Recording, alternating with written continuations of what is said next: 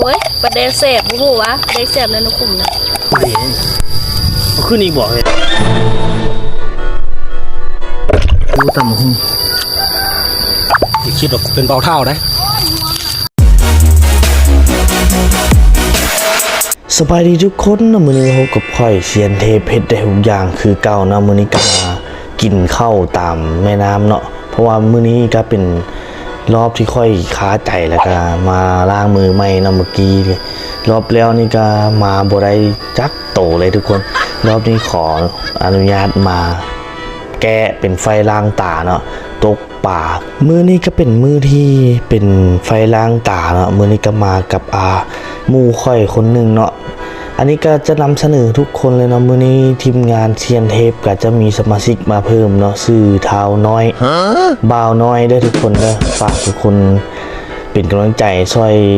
พวกเฮาเลยเนาะเพราะว่าทีมงานพวกเฮาก็มี2คนแล้วตอนนี้